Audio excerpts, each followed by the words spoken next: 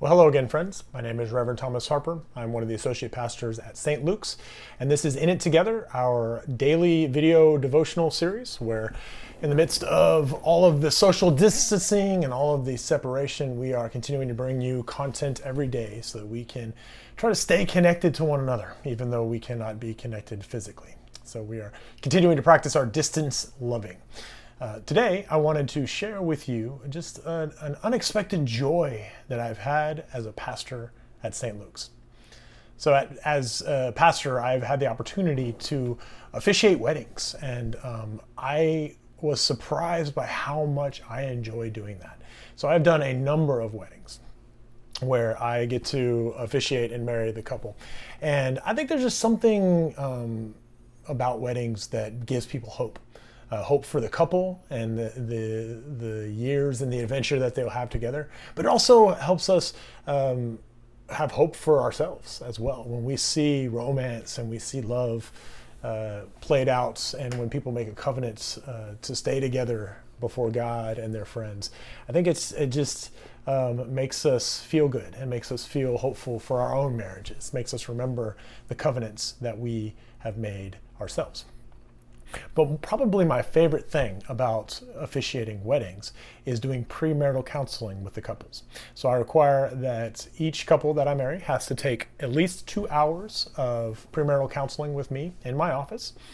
And premarital counseling is just a great opportunity for you to get together with your loved one and work on any kinks or things that haven't really been spoken between you, things that you may be struggling with, or just, again, just hasn't been voiced.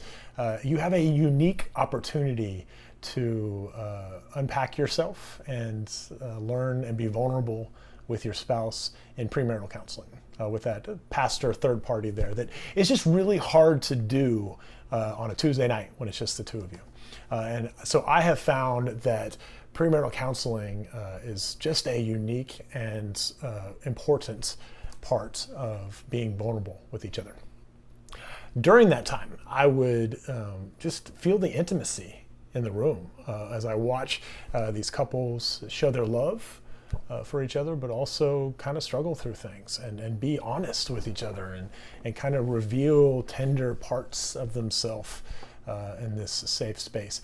And me being a part of that, I think the reason why I like it so much is because, kind of like the wedding, but on an even deeper spiritual level, it rubs off on me.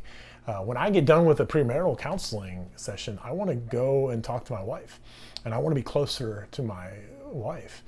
And it was through that continued experience of premarital counseling being one of my favorite things to do, and that would just as kind of a secondary thing make me want to be closer to Jenny, my wife. Made me realize that, premarital counseling should not just be premarital. That should be something that we are doing all the time, that we are continuing to work on our marriages. At my own wedding, I got a piece of advice from my previous church's chef that has always stayed with me about marriage. It was during our wedding reception, and it was at the church, and he pulled me aside, and he was this, big guy. He was big, but he was also this big presence of a man, and real tall, and I'm pretty tall, and I don't look up to a lot of people, but he got in my face, and, he's a little bit scary, and he said, "Thomas, I want you to listen to me." He said, "Right now, you have no idea how much your bride is going to bless you." He said, "If you continue to cultivate your relationship, if you love her like Christ does, then your marriage and your life will greatly be blessed." And he was absolutely right. I had no idea. But I think it's sometimes hard for us to remember that when it comes to our earthly relationships, our spouse is number one above any other ones.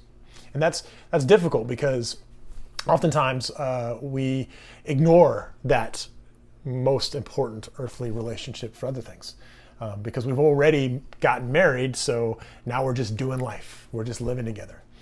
We instead take the focus on each other and shift it over to our children and our children's lives, or to our job, or to our achievements, or even our hobbies. I think children are probably the number one thing. It's that we find ourselves pouring so much of our hearts and who we are into our children, but then at the end of the day, the children leave, and we are left back with our number one human relationship. And so I think it's important for us, friends, to remember to never stop